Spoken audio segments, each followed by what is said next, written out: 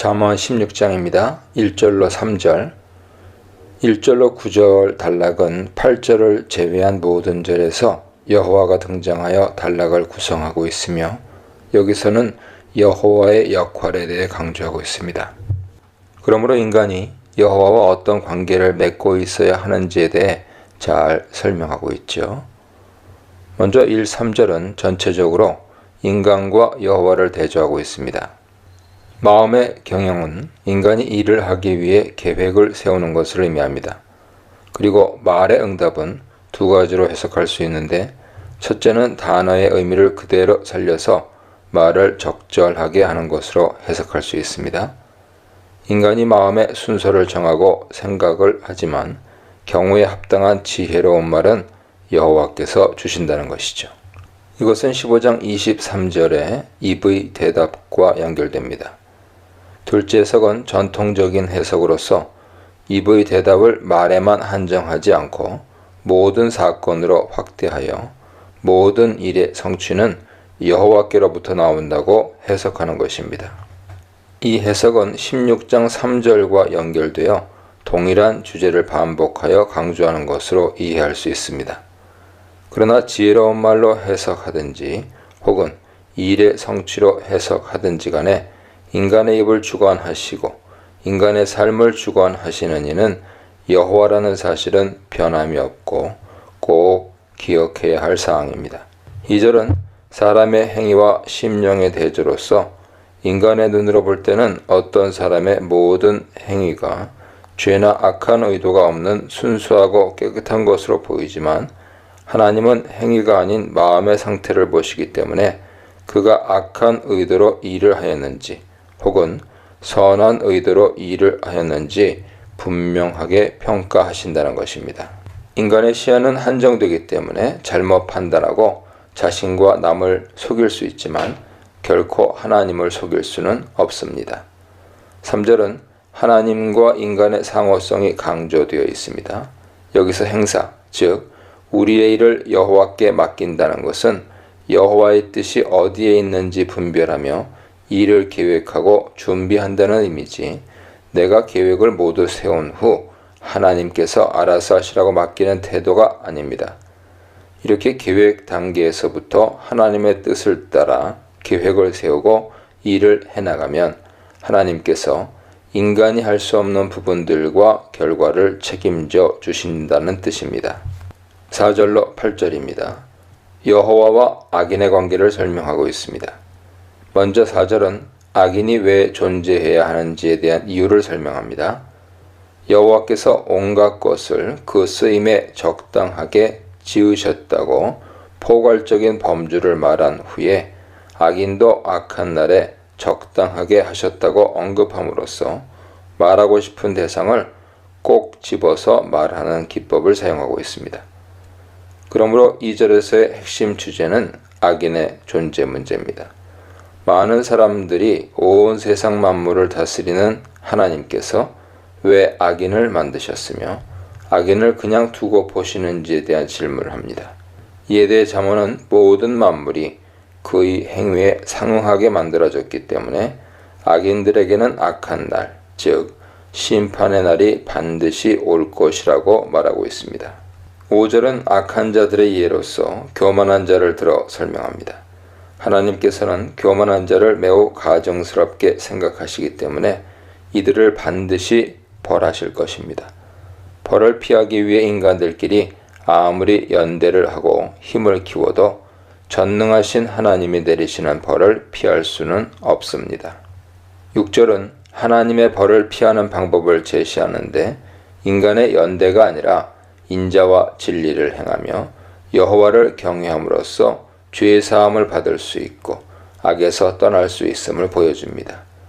인자와 진리는 하나님의 대표적인 속성이며 이같이 인자와 진리를 행한다는 것은 하나님의 말씀대로 산다는 것을 의미합니다. 7절은 6절의 행위의 결과로 이렇게 인자와 진리를 행하며 하나님을 경외함으로 기쁘시게 하면 하나님이 그와 함께 하시며 원수라도 화목하게 만들어 주신다고 설명합니다. 여기서 여호와를 기쁘시게 한다는 표현은 5절에 여호와의 미워함이라와 대조를 이룹니다. 그러므로 악인이 살 길은 오직 여호와께 나오는 것이라고 분명히 말합니다. 8절은 7절과 연결하여 여호와를 기쁘시게 하는 행동을 기술합니다. 적지만 공의로운 소득이 정의롭지 못한 많은 소득보다 낫다는 것이죠. 공의는 하나님의 성품 중 하나로서 공의로운 삶은 하나님의 말씀을 따라 사는 인생을 의미합니다. 이런 삶은 많은 소득보다 하나님을 더 기쁘시게 하는 복된 삶입니다. 9절입니다. 1절과 3절의 내용을 반복함으로써 1절로 9절까지의 단락을 마감합니다. 결국 인간의 모든 삶의 길은 여호와의 손에 있기 때문에 여호와를 의지하여 여호와의 말씀을 따라 사는 것이 가장 지혜로운 삶이라는 것이 이 단락의 주제입니다. 10절로 12절입니다. 10절로 15절은 왕들에 대한 교훈을 다루는 부분으로 온 우주의 왕이신 하나님이 이 땅에 세우신 왕들은 어떤 존재이며 어떻게 백성을 다스려야 하는지, 우리는 백성으로서 그 왕을 어떻게 대해야 하는지에 대해 다루고 있습니다. 먼저 10절의 금원은 왕을 하나님의 신탁을 받아 재판을 하는 존재로 그리고 있습니다. 왕은 하나님의 대언자로서 재판 시에 하나님의 말씀을 따라 재판을 하기 때문에 재판장으로서 성실하고 올바르게 재판해야 할 의무를 지녔습니다. 그리고 이런 하나님의 정의는 일상생활 속에서도 나타나야 합니다. 11절의 공평한 저울과 접시 저울, 저울추는 상거래를 할 때 사용되는 측량 단위들로서 물건을 팔고 사는 일상적인 삶 속에서도 하나님의 공의가 지켜져야 함을 드러냅니다. 12절에서 미워할 바로 번역된 왕들이 혐오하는 것은 5절에서 미워하시나니로 번역된 여호와께서 혐오하는 것과 같은 단어와 형식을 사용하고 있습니다. 하나님의 대리자로서 왕은 하나님이 끔찍이 미워하시는 악을 멀리해야 하고 공의와 공평을 행해야 합니다. 그래야 왕의 보좌가 든든하게 설 수 있습니다. 왕의 자리를 주신 이는 하나님이시기 때문에 하나님은 여호와의 공의를 실행하지 않는 왕을 기뻐하지 않으시며 그의 날을 단축하십니다. 결론적으로 공의의 하나님이 백성을 다스릴 왕에게 요구하는 가장 기본적인 자질은 바로 공의입니다. 13절로 15절입니다. 왕 앞에 섰을 때 어떤 태도를 갖는 것이 지혜로운지에 대해 설명합니다. 여기서 나타나는 왕은 공의를 지키는 선한 왕으로 묘사되었습니다. 이 왕은 의로운 말과 정직한 말을 하는 사람을 기뻐하죠. 14절은 왕의 다른 면모를 이야기하는데 왕이 살리고 죽일 수 있는 권리와 주고 빼앗을 수 있는 권리를 가지고 있으며 그가 화를 내면 사람의 생명도 빼앗을 수 있다고 진술합니다. 하지만 왕이 화가 난 경우에도 지혜로운 사람은 그의 노를 쉬게 할 수 있으며 생명을 살릴 수 있습니다. 왕의 희색은 왕의 얼굴이 밝아졌다는 의미로 지혜로운 말을 듣고 기분이 풀렸다는 의미입니다. 왕의 기분이 풀리면 죽이려고 했던 사람도 살릴 수 있게 되죠. 그리고 기분이 좋아진 왕은 은혜를 베풀게 되는데 이는 봄비를 품은 구름으로 비유됩니다. 봄비는 곡식을 여물게 하는 소중한 비로 왕의 은혜가 백성들을 풍요롭게 만들 수 있다고 말합니다. 이렇게 왕의 말은 권위가 있기 때문에 지혜자들은 왕을 지혜로운 말로 잘 보필해야 하며 왕은 이런 지혜로운 말을 잘 경청할 줄 알아야 합니다. 사람의 계획과 하나님의 성취, 악인의 존재와 하나님의 계획, 왕의 존재와 하나님의 계획에 대해 묵상해 보시기 바랍니다. 16절로 19절입니다. 이 금원들은 지혜로운 자와 교만한 자를 대조하고 있습니다.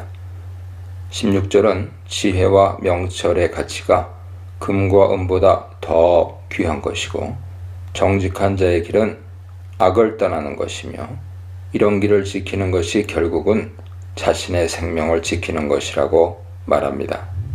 즉, 악을 떠나 지혜를 따라 정직하고 바른 길을 가는 것이 바로 생명을 지키는 일이기 때문에 금이나 은보다 귀한 것입니다.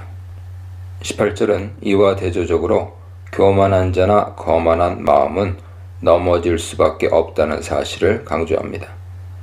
교만이 패망의 선봉이라는 표현은 15장 33절에 겸손은 종귀의 길잡이이니라와 대조를 이루고 있습니다. 18절이 교만, 즉 높아짐의 문제를 다루고 있다면 19절은 18절과는 대조적으로 낮아짐, 겸손의 문제를 다루고 있습니다. 19절에서 겸손한 자는 기본적으로 가난한 자를 의미합니다. 그리고 겸손한 자와 마음을 낮춘다는 것은 단순히 마음으로 동조하는 정도가 아니라 가난한 자들과 함께 가난한 삶을 살아가는 것을 말하고 있습니다. 이와 대조되는 삶은 교만한 자들과 탈취물을 나누는 삶으로 비유할 수 있습니다. 탈취물이란 전쟁에서 승리를 거둔 쪽이 얻는 노획물이죠. 지혜자는 교만한 마음을 가진 자들과 함께 폭력적으로 얻은 부유한 삶을 사는 것보다는 가난을 택하겠다고 말합니다. 20절로 24절입니다. 언어 생활에 대한 교훈이 반복되며 말씀과 말이라는 단어가 매 절마다 나타납니다. 먼저 20절은 말씀에 주의를 기울이라는 말로 시작합니다. 말씀에 주의하는 자는 구체적으로 여호와를 의지하는 자로 표현할 수 있습니다. 이렇게 하나님의 말씀에 귀 기울이며 하나님을 의지하며 사는 자는 하나님으로부터 행복을 누리게 됩니다. 잠언에서 언급된 축복이나 행복은 일시적인 복이 아니라 항상 복의 근원이 되신 하나님이 제공하시는 행복과 축복을 의미합니다. 21절은 지혜로운 자가 사회적으로 누리는 특권을 설명합니다. 마음이 지혜롭다는 것은 단순히 지식만을 가지고 있는 것이 아니라 20절에서 언급한 여호와를 의지함으로써 분별력을 지니게 된 지혜로운 자를 의미합니다. 이런 사람은 명철하다는 칭송을 받게 되죠. 또한 학식은 기본적으로 가르침이란 뜻으로 지혜로운 사람이라면 설득력 있는 말로 사람들을 지혜의 길로 인도하는 역할을 해야 한다는 뜻입니다. 22절은 명철과 어리석음을 대조합니다. 명철은 그것을 가진 사람에게 생명의 샘이 되어 그에게 기쁨과 생기를 주는 반면 어리석음은 그의 주인을 어리석은 길로 인도하므로 평탄치 못한 인생을 살 수밖에 없습니다. 23, 24절은 지혜로운 자의 말의 특징을 설명합니다. 일단 지혜로운 마음은 그의 입에 지혜가 있고 그의 입술에 지식을 더합니다. 23절에 그의 입술에 지식을 더한다는 표현은 21절에 남의 학식을 더한다와 동일한 표현으로서 하나님이 주신 지혜를 가진 사람은 말을 통해서도 그의 지혜로움이 계속해서 드러나고 그 지혜로 자신과 다른 이에게 유익을 가져다 준다고 설명합니다. 24절은 이런 지혜로운 자들의 말이 갖는 실제적인 영향력을 묘사합니다. 선한 말, 즉 즐겁고 기쁨을 주는 말은 꿀송이처럼 달콤하여 우리 마음에 즐거움과 행복을 주어 마음을 치료할 뿐만 아니라 뼈로 상징된 육신도 치료하는 능력이 있습니다. 말은 사람을 살리기도 하고 죽이기도 하는 능력이 있습니다. 그렇기 때문에 잠언의 교훈에는 말에 대한 교훈이 많죠. 지혜로운 사람은 공동체를 살리고 사람들을 살리고 힘을 주는 말을 하는 사람입니다. 25절로 30절입니다. 사람이란 단어가 매절마다 반복되고 있는데 특히 불량한 사람, 패역한 사람, 말쟁이, 강포한 사람, 눈짓을 하는 사람, 입술을 닫는 자 등 여러 종류의 악한 사람들이 등장합니다. 25절은 14장 12절과 동일한 표현으로서 선한 사람인지 악한 사람인지는 겉모습만 보아서는 알 수 없음을 드러냅니다. 진정한 실체는 알 수 없으며 사람의 말과 행동을 주의 깊게 살펴 지혜로운 사람인지 어리석은 사람인지를 판단할 수밖에 없습니다. 이것이 인간의 한계죠. 여기서는 사망의 길로 가는 사람을 예로 들어 26절부터 악한 사람들에 대한 교훈을 준비하고 있습니다. 26절에 노력하는 자는 식욕을 인하여 애쓰나니 라는 문장은 인간의 일반적인 모습으로 인간이 자신의 의식주를 해결하기 위해 열심히 일하는 모습을 말합니다. 반면 이는 그 일이 자기를 독촉함이라 라는 문장은 열심히 일하는 모습을 먹는 문제로 한정하고 독촉하다 라는 말을 사용하여 식욕이 인간의 노동을 더욱 힘들고 고단하게 만들고 있음을 보여줍니다. 여기서 식욕은 인간이 갖는 가장 기본적인 욕망으로 모든 인간의 욕망을 상징하는 단어입니다. 더 가지려는 인간의 욕망이 삶을 더 힘들고 피곤하게 만들 뿐만 아니라 다른 사람의 것까지 탐하는 마음을 갖게 만듭니다. 27절로 30절까지는 다양한 악인이 등장합니다. 첫째, 불량한 사람으로서 이들은 다른 사람을 해하기 위해 치밀한 계획을 세우고 준비하는 사람입니다. 그리고 그의 입술은 맹렬하게 타는 불과 같습니다. 그러므로 불량자는 말과 행동으로 다른 사람을 죽이고 해를 가하는 무섭고 포악한 사람입니다. 이런 자들은 1장 11절로 14절에 나오는 강도의 무리에서 이해를 찾아볼 수 있습니다. 이런 모습은 입술로 지식을 더하는 지혜로운 사람과 대조가 되죠. 28절에서는 여기저기 다툼을 일으키고 다니는 패역한 자가 등장합니다.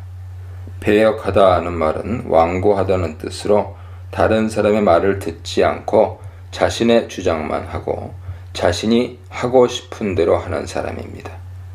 이런 사람은 자주 다른 사람과 분쟁을 일으킵니다.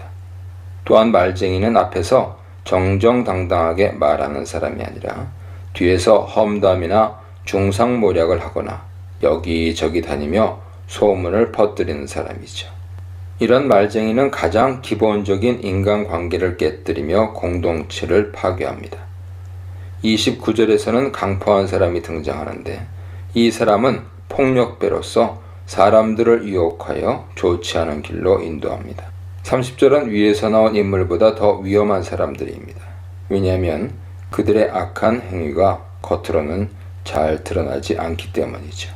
눈을 감거나 눈짓을 하는 것은 은밀히 악한 일을 꾸미는 것을 의미하는 것이며 입술을 닫는 것은 자신의 악한 일이 다 이루어질 때까지 말을 하지 않고 은밀하게 일을 진행한다는 것을 표현하는 것으로서 음모를 꾸미는 사람이나 모사들이 주로 이런 식으로 자기들의 악한 일을 도모합니다. 31절로 33절입니다. 앞의 단락들과 특별하게 연결되는 것 같지는 않지만 31, 32절은 지혜라는 주제로 연결될 수 있습니다. 31절의 백발은 장수를 의미하는데 장수는 지혜롭고 공의로운 길을 산 사람이 얻는 상급이기 때문이죠. 그래서 백발을 영화의 면류관이라고 부르는 것입니다. 또한 32절에서는 지혜자 중에서 특히 분노를 절제할 줄 아는 사람이 얻는 유익에 대해서 말하고 있습니다. 32절은 전형적인 비교 자문으로 분노를 참는 것과 용서를 비교합니다. 33절은 인간이 계획을 하지만 그것을 이루시는 이는 여호와라는 사실을 언급한 1절과 9절의 주제로 돌아갑니다. 여기서 제비 뽑는 행위는 인간의 일이지만 제비 뽑기의 결과는 온전히 여호와의 손에 달려 있습니다. 이렇게 하나님이 모든 일을 성취하신다는 것을 반복적으로 언급하는 것은 나와 나의 삶의 모든 부분이 하나님의 손에 있음을 인식하여 하나님과 그의 말씀을 따라 지혜롭게 살 것인지 아니면 어리석은 자로 살 것인지를 청중이나 독자에게 묻고 지혜롭게 살 것을 촉구하기 위함입니다. 지혜와 겸손, 지혜와 말, 지혜와 분노에 대해 묵상해 보시기 바랍니다. 잠언 17장 1절로 3절입니다. 하나님을 경외하는 참 지혜자의 삶은 겉모습만으로는 포장할 수 없고 그 삶으로 드러나는 열매로 알 수 있습니다. 제육이 가득하다는 것은 제사를 많이 드린다는 말이죠. 즉 하나님 앞에 예배를 많이 드림으로 겉보기에 신앙적인 가정으로 보이고 더불어 외적인 축복이 많게 되었음에도 그 내면의 화목한 모습은 전혀 없는 가정이라면 진정한 지혜를 가진 가정이 아니라는 의미입니다. 그런 가정에서는 어떤 일이 일어나게 되는지 2절이 보여주죠. 슬기로운 종이 나타나면 그 집안을 다스리게 되고 결국 유업까지 얻게 될 텐데요. 지혜롭지 못한 가정에서 배워야 할 가르침은 무엇일까요? 3절에서는 여호와께서 마음을 연단하신다는 점을 언급합니다. 겉으로 나타나는 종교적인 행위와 물질적인 축복만을 중요하게 여기면 안 되고 하나님 앞에서 그 내면이 다듬어지고 성장하고 변화되는 훈련을 더 중요하게 여겨야 합니다. 그럴 때 지혜롭지 못한 가정에서 변화되어 지혜로운 가정이 될 수 있습니다. 4절로 6절입니다. 4절은 악한 자들의 삶의 특징으로서 악한 말에 쉽게 귀를 기울이는 현상을 언급합니다. 그러므로 악한 계획과 간교한 술수 같은 악한 말들은 애초부터 멀리하는 것이 좋습니다. 그 이유가 5절에 언급되어 있습니다. 악한 말을 가까이 하면 가난한 자를 억압하게 되는데 이러한 행동은 가난한 자를 지으신 여호와 하나님을 멸시하는 행동이 됩니다. 하나님께서 그런 악한 행동을 하는 자에게 형벌을 내리실 것이므로 처음부터 악한 말에는 귀를 기울이지 않는 것이 지혜로운 행동입니다. 6절은 조상과 후손의 상호 관련성을 말합니다. 자손은 조상의 면류관이고 조상은 자손의 영화입니다. 부모와 조상이 지혜로운 삶을 살면 자손이 그 영향을 받게 되고 또한 자손이 슬기로운 삶을 살면 부모가 영광을 받게 됩니다. 이러한 삶을 살기 위해서는 어떻게 해야 할까요? 1절부터의 흐름을 생각해 본다면 겉모습으로만 종교적인 행위를 하지 말고 오히려 마음을 연단하시는 여호와 앞에서 참된 지혜를 배워야 할 것이고 악한 자의 말들을 멀리 해야 할 것입니다. 그렇게 될 때 참된 지혜가 넘치는 가정, 즉 1절에서 언급한 화목한 가정이 될 수 있습니다. 7절로 14절입니다. 미련한 자에 빗댄 가르침을 시작합니다. 과장된 말을 하는 것은 심지어 미련한 자에게도 어울리지 않는데 종교한 자가 거짓말을 해서 되겠느냐는 질문을 던집니다. 7절의 핵심은 존귀한 자라면 거짓말을 해서는 안 된다는 데 있습니다. 거짓말을 하게 되면 미련한 자보다 못한 수준으로 전락한다는 뜻이죠. 그렇다면 존귀한 자가 하면 안 되는 거짓말은 어떤 것들일까요? 그 예가 8절에 나타납니다. 뇌물이 일을 형통하게 만든다는 것은 거짓말입니다. 현실에서는 뇌물이 원하는 결과를 낳을 수 있지만 그것은 존귀한 자가 취할 참 지혜의 방향이 아니라는 의미입니다. 겉보기에 지혜로울 수 있는 뇌물 사용은 결국 전혀 지혜롭지 못한 결과를 가져오게 될 것입니다. 9절 역시 거짓말의 예를 보여줍니다. 바로 친구의 허물을 거듭 말하는 경우죠. 허물을 지적하는 말은 그 말하는 사람의 의도를 보여줍니다. 사랑으로 친구를 도우려는 말이 아니라 친구들 사이를 이간질하여 자신의 이익을 도모하려는 의도를 지녔다는 것입니다. 지혜로운 사람은 지나친 말이나 거짓말을 하지 않으며 그런 말의 가치에 속지도 않습니다. 10절은 미련한 자를 가르치는 것이 얼마나 어려운지를 알려줍니다. 미련한 자를 가르치기 위해서 100대 매를 때린다고 해도 그 효과는 미미합니다. 차라리 지혜로운 자에게 한마디 하는 것이 훨씬 더 나을 것입니다. 미련한 자를 가르치는 것이 왜 어려운지를 11, 12절이 생생한 비유를 들어 우리에게 알려줍니다. 11절에는 악한 자가 반역을 힘쓴다는 점이 언급됩니다. 악한 자가 생각하는 것은 오직 악한 일 뿐이어서 다른 생각은 하지도 못한다는 것입니다. 그래서 결국 악한 자는 잔인한 사자의 방문을 받게 됩니다. 잔인한 사자란 미련한 자를 심판하는 자죠. 미련한 자는 결국 준엄한 심판을 받게 될 것입니다. 그러므로 우리는 미련한 자와 같이 되지 않기 위해서 힘써야 합니다. 17장 이전에서 살펴본 것 같이 겉보기에 종교 생활에 만족하거나 악한 말에 귀를 기울이거나 거짓말을 하려는 유혹에 빠져서는 안 되는 것이죠. 12절로 14절은 미련한 자의 모습을 좀 더 생생하게 묘사합니다. 12절은 미련한 자를 만나게 될 때 어떤 결과를 맞게 될지 보여줍니다. 미련한 자를 만나는 것보다는 차라리 새끼를 빼앗긴 암컴을 만나는 것이 낫습니다. 새끼를 빼앗긴 암컴을 만나면 곰의 분노로 인해서 나 자신이 억울하게 죽임당하게 됩니다. 미련한 자를 만나게 되면 마찬가지로 억울한 죽음을 당하게 될 가능성이 매우 높은 것이죠. 11절과 연계해 생각해보면 미련한 자는 잔인한 사자로 인해서 자기 자신이 죽임당하게 될 것이기에 미련한 자와 함께하면 그 미련함이 우리에게도 옮겨져서 곰에 찢기는 것 같은 고통스러운 결과를 맞게 될 것입니다. 13, 14절은 미련한 자의 행동의 두 가지 예를 보여줍니다. 첫 번째 예는 악으로 선을 갚는 것이죠. 미련한 자는 다른 사람이 자신에게 베푼 선을 악으로 갚습니다. 그것이 자기 생각에는 슬기로운 행동이며 이익이 되는 결과를 낳을 것이라 예상하기 때문입니다. 그러나 실제로는 정반대의 결과가 그를 찾아옵니다. 바로 악이 그 미련한 자의 집을 떠나지 않게 되어 자기 자신이 그 악한 행동의 결과를 고스란히 떠안게 될 것입니다. 차라리 새끼를 빼앗긴 곰을 만나는 것이 더 나을지 모릅니다. 두 번째에는 싸움이 일어나기 전에 그 싸움을 가라앉혀야 한다는 가르침입니다. 미련한 자는 싸움이 시작될 때에 시시비비만을 가리려고 하다가 싸움을 점점 키워나갑니다.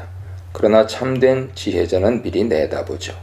만약 그 싸움이 점점 더 커진다면 마치 처음에는 둑에서 물이 조금 새는 정도인 것 같지만 나중에는 그 새는 구멍이 커져서 둑을 무너뜨림 같이 싸움이 집안을 무너지게 할 수 있음을 알고 있는 것이죠. 따라서 다툼이란 초반에 잘 마무리하고 다독이고 해결해야 합니다. 그러므로 우리는 참으로 지혜로운 삶을 살기 위해서 이러한 미련한 행동들을 버리고 지혜로운 말을 사용하고 악한 말이나 거짓말을 버리고 미련한 자를 따르지 말고 선을 선으로 갚고 다툼을 조속히 해결하는 삶의 모습을 견지해야 합니다. 이렇게 될 때 그 가정은 번성하여 부모가 자손의 영광이 되고 자손은 부모의 영화가 되는 아름다운 가정이 됩니다. 미련한 가정, 미련한 말, 미련한 삶에 대해 묵상해 보시기 바랍니다. 15절로 18절입니다. 잠언 17장 후반부는 미련한 자라는 전반부 주제를 계속해서 이어나갑니다. 미련한 자는 악인을 의롭다고 판단하고 의인을 악하다고 판단합니다. 이는 의도적인 악함이라기보다는 판단력이 부족한 경우를 말하는 것이죠. 어떤 행동이 의로운 것인지 악한 것인지에 대해 올바로 판단하지 못하는 것입니다. 물론 17절을 악을 의롭게 평가하고 의로운 일을 악하게 평가하는 의도적인 거짓말로 볼 수도 있습니다. 이런 두 가지 해석 중 어떤 것을 취하든 잘못된 평가 뒤에는 미련함이 도사리고 있다는 점은 명확합니다. 미련한 자는 선과 악을 구별하지 못하죠. 미련한 자는 무지하거늘 손의 값을 가지고 지혜를 사려 함은 어찌민고에서 무지한 자란 마음을 갖지 못한 자라는 뜻으로 판단력이 부족한 사람입니다. 판단력이 흐린 미련한 자는 지혜의 가치를 가늠하지 못해서 어떤 값을 주고 지혜를 얻을 수 있다고 생각합니다. 지혜는 인간의 어떤 노력으로 얻을 수 있는 대상이 아닙니다. 오직 여호와를 경외함으로 얻을 수 있는 것이며, 이런 사실을 알지 못하는 사람이 바로 미련한 사람이죠. 17, 18절은 지혜로운 자와 미련한 자, 지혜 없는 자를 대비합니다. 지혜로운 자는 하나님께서 자신에게 주신 공동체 구성원들에게 사랑과 도움의 손길을 베풉니다. 이웃을 향해 어떤 행동을 해야 하는지 알고 있는 것이 지혜요 분별력인 것이죠. 그러나 미련한 자는 이러한 분별력을 갖고 있지 못하여 실수를 범합니다. 그 전형적인 예가 18절의 보증의 예죠.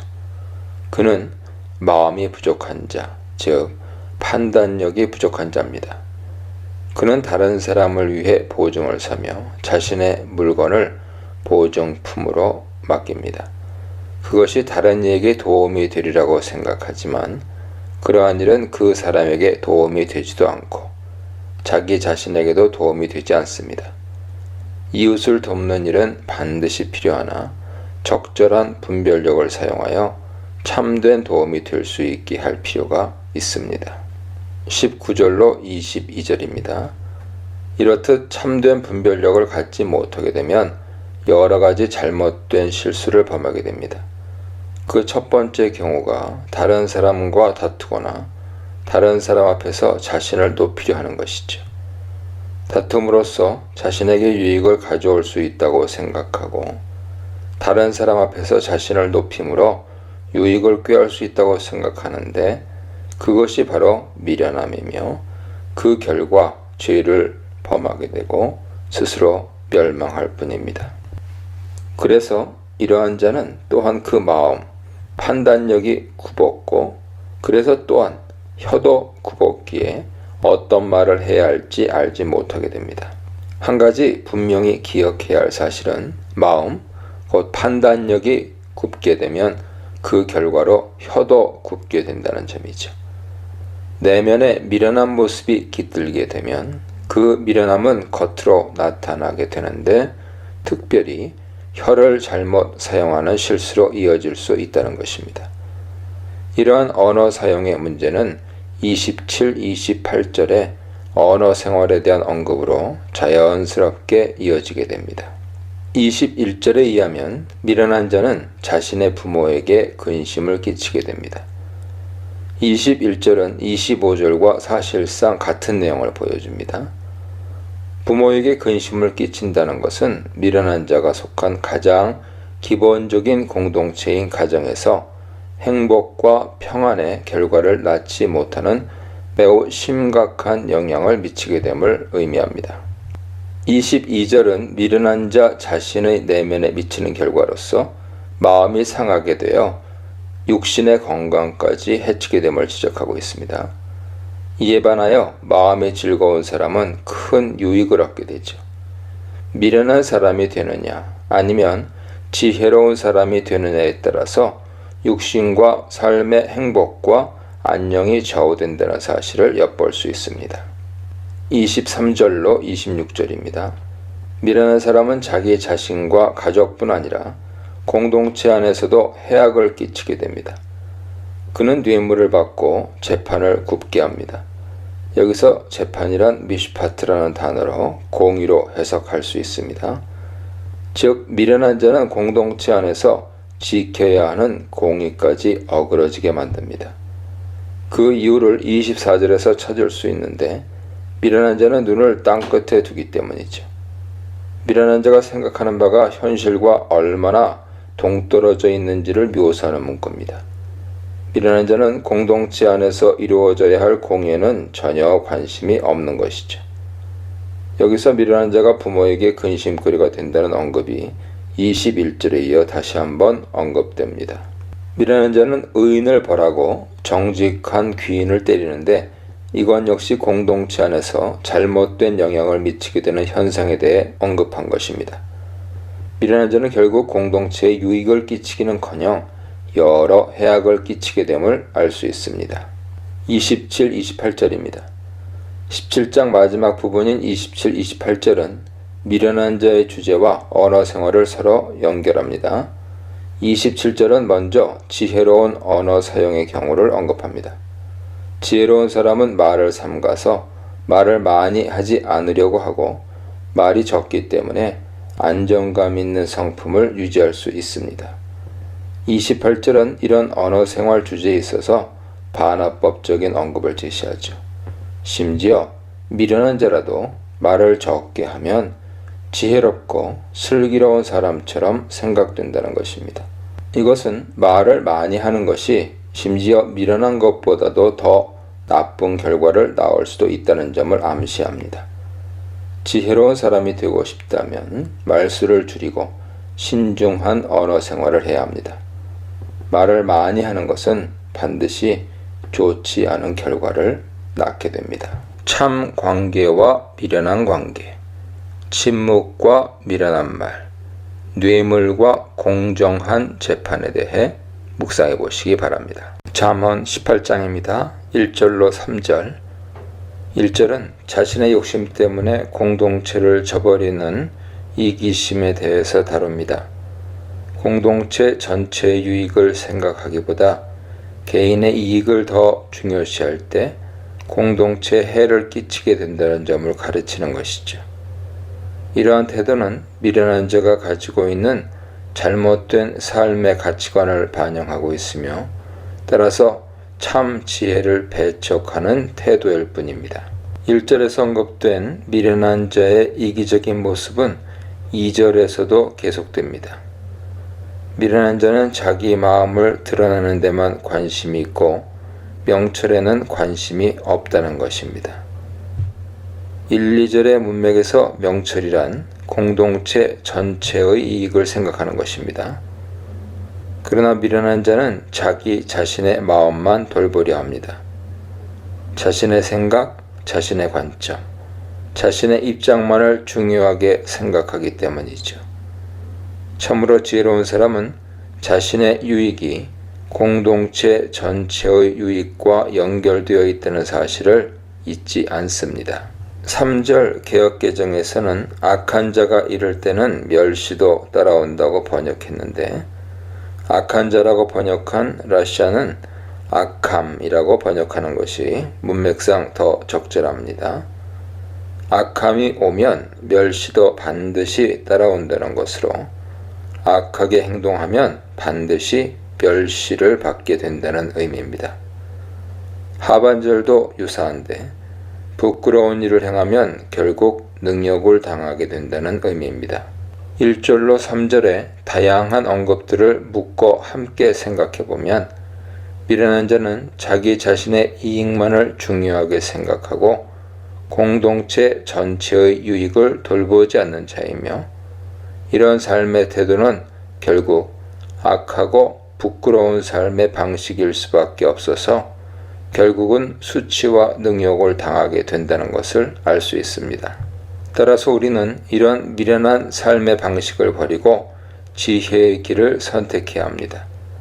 자신의 이익만을 고려하기보다 공동체 유익을 생각하고 자신의 마음만 드러내기보다 다른 이들의 마음도 함께 고려하여 악하고 부끄러운 삶의 태도가 아니라 선하고 덕스러운 삶의 태도를 지향해야 할 것입니다. 4절로 8절입니다. 언어 생활이라는 한 가지 주제를 집중적으로 다루고 있습니다. 17장의 마지막 구절인 27, 28절에서는 지혜로운 언어 생활을 다루었는데 이제 18장 4절로 8절은 미련한 자의 언어 생활이 어떠한지를 집중적으로 서술합니다. 먼저 4절은 지혜자의 언어 생활을 언급하면서 바른 기준을 제시합니다. 개역개정은 상반절을 명철한 사람의 입의 말이라고 번역했는데 원어를 직역하면 사람의 입의 말이라고 해야 옳습니다. 사람의 입에서 나오는 말은 깊은 물과 같다는 것이죠. 그렇다면 어떤 말을 해야 할까요? 4절 하반절은 그 말들이 지혜의 셈에서 나와야 한다고 명시합니다. 그러나 미련한 자는 지혜의 셈에서 말을 길어내지 못하고 오히려 잘못된 말을 일삼습니다.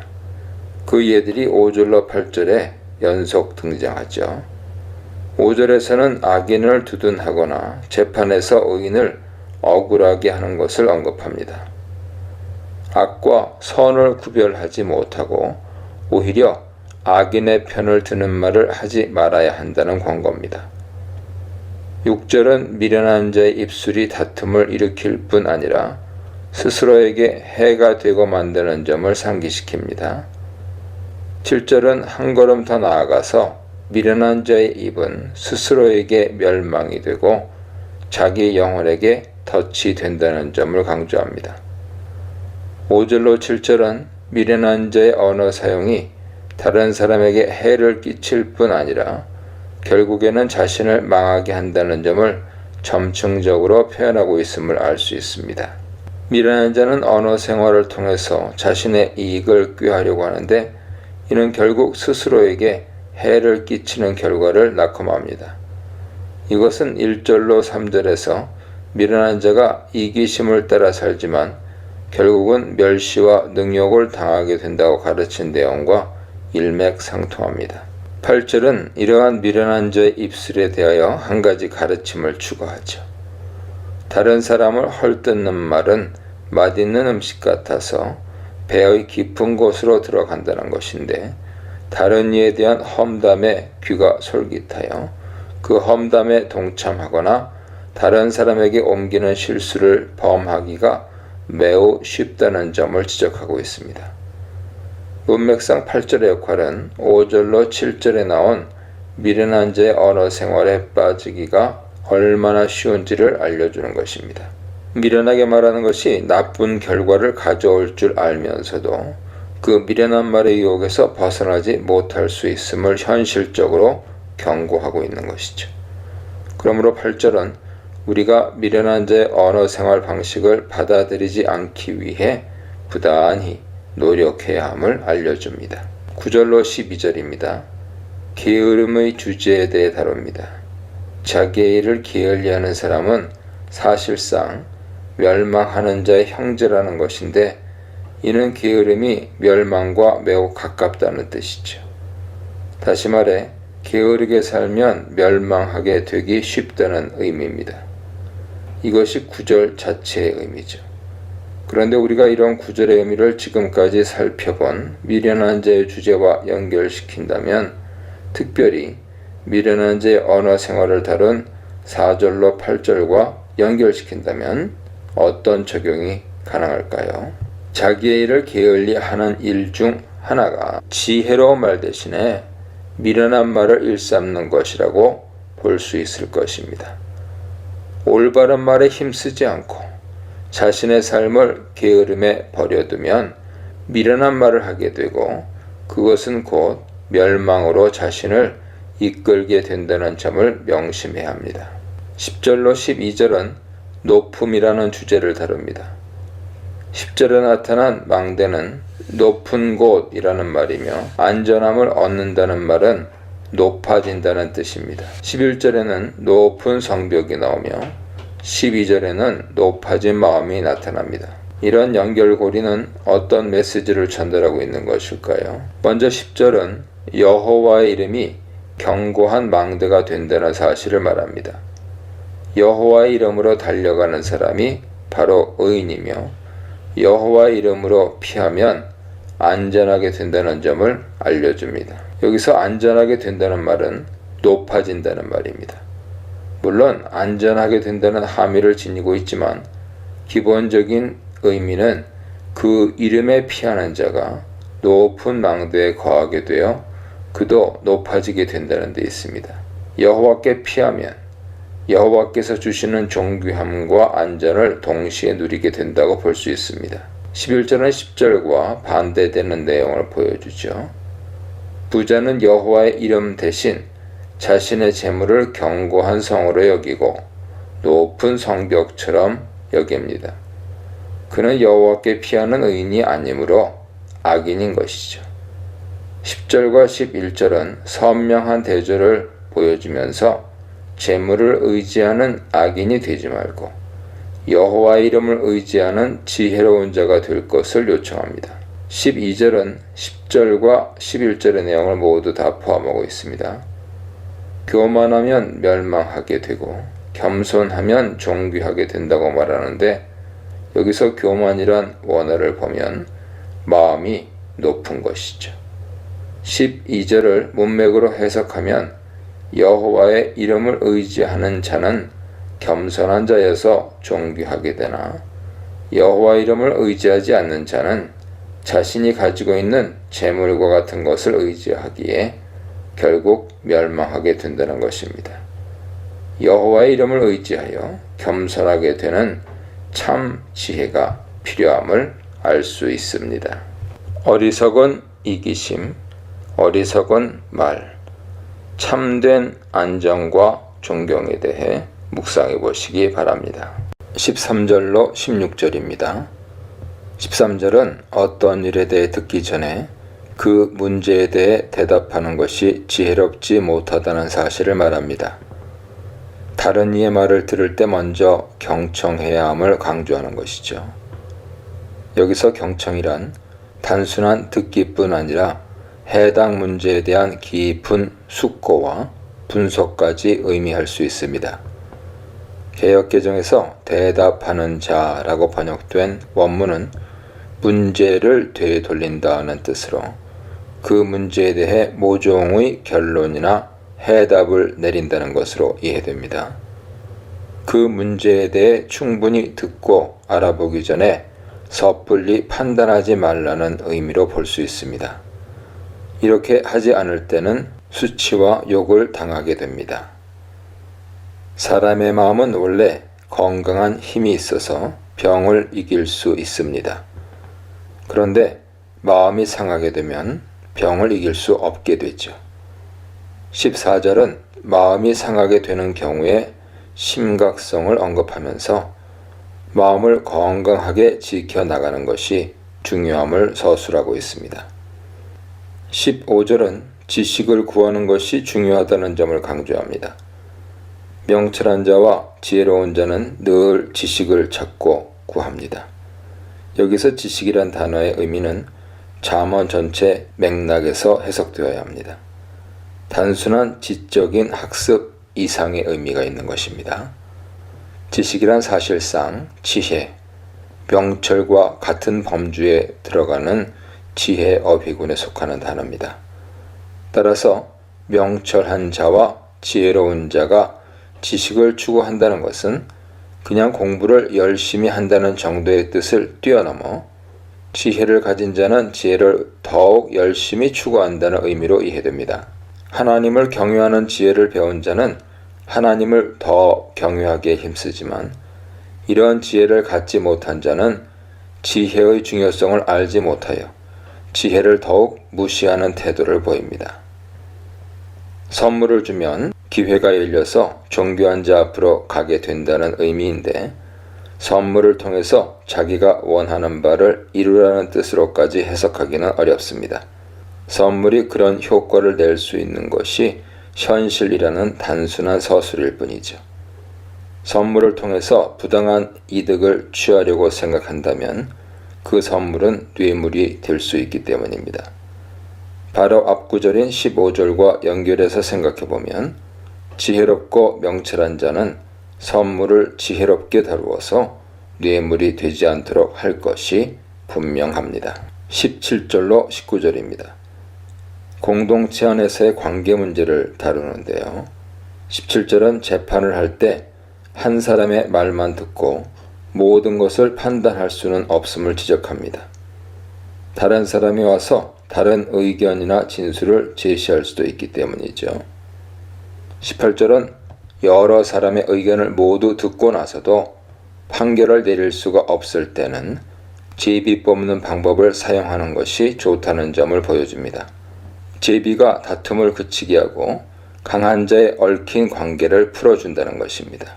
어떤 문제가 생겼을 때 그 문제의 여러 측면을 소상하게 살펴보고 판결을 내려야 하며 판결이 어려울 때는 제비뽑기를 통해 양쪽이 납득할 수 있는 해법을 제시해야 함을 말합니다.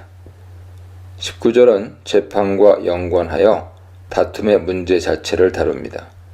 다툼은 해결하기가 너무 어려워서 차라리 견고한 성읍을 공격하여 점령하는 것이 더 쉽게 생각될 정도입니다. 따라서 처음부터 일어나지 않도록 하는 것이 제일 좋습니다. 만약 다툼이 일어난다면 17, 18절에 서술된 것처럼 공정하게 모든 측면을 잘 살펴야 하고 양측이 받아들일 수 있는 해법을 제시할 수 있도록 노력해야 합니다. 17절로 19절을 좀 더 넓게 적용한다면 재판하는 경우뿐 아니라 공동체 안에서 어떤 분쟁이나 다툼이 일어났을 때에 대한 말씀으로 볼 수 있습니다. 이 말씀은 교회나 가정이나 직장에서 발생한 일들을 어떻게 해결해 나가야 할지 보여주는 기본적인 원리가 될 수 있을 것입니다. 20, 21절입니다. 이 두 구절은 다시금 언어 사용의 중요성에 대해 말합니다. 20절은 우리가 입술의 열매로 인해서 만족하게 된다고 말함으로써 내가 말하는 것이 곧 나에게 돌아오게 된다는 사실을 보여줍니다. 말에 책임을 져야 한다는 의미죠. 21절 역시 유사한 메시지를 전달합니다. 죽고 사는 것이 혀에 달려 있어서 혀를 쓰면 혀의 열매를 맺습니다. 무엇인가 말하면 그것이 내게 돌아온다는 것으로 말할 때 주의해서 지혜롭게 말해야 하며 그 말의 책임을 스스로 져야 함을 강조하고 있습니다. 22절로 24절입니다. 18장의 마지막 세 구절은 공동체 생활의 여러 가지 단면을 묘사합니다. 22절은 가정에 대해 언급하는데 아내를 얻은 자가 하나님으로부터 은총을 얻은 자임을 말합니다. 고대의 여러 역본들은 좋은 아내를 얻은 자로 번역하는데 마소라 사본은 그냥 아내를 얻은 자로 봅니다. 아내라는 존재는 여호와 하나님께서 허락하셔야 얻을 수 있다는 말로서 아내를 대할 때 여호와 하나님을 기억해야 한다는 적용점을 보여주고 있습니다. 아내를 귀중하게 여기고 그 아내를 주신 하나님께 감사해야 하며 이런 적용점은 아내가 남편을 생각할 때도 동일합니다. 23절은 가난한 자와 부한 자의 대화를 보여주는데 가난한 자가 간절한 말로 구하지만 부자는 거친 말로 대답한다는 현실을 묘사합니다. 이것은 부자의 태도를 변호하는 의미가 아닙니다. 24절은 해를 당할 때 친구가 도움이 되지 않을 수도 있음을 말하면서 친구나 형제보다 더 가깝게 나를 사랑해주는 이가 있을 수 있다는 점을 드러냅니다. 주변에 사람이 많은 것보다 나를 사랑해 줄 수 있는 몇몇 사람을 가지는 것이 훨씬 더 중요하다는 점을 보여줍니다. 22절에 나오는 아내가 바로 그런 존재일 것이며 그렇게 나를 사랑해주는 사람은 23절에 나오는 부자와 같이 거칠게 대답하지 않고 오히려 도움을 주려고 노력하는 사람일 것입니다. 22절로 24절은 공동체 안에서 하나님께서 내게 허락해 주시는 가까운 사람과 깊이 교제하며 사랑의 관계를 만들어 나가는 것이 반드시 필요함을 알려주고 있습니다. 경청의 지혜, 관계의 지혜, 말의 지혜에 대해 묵상해 보시기 바랍니다.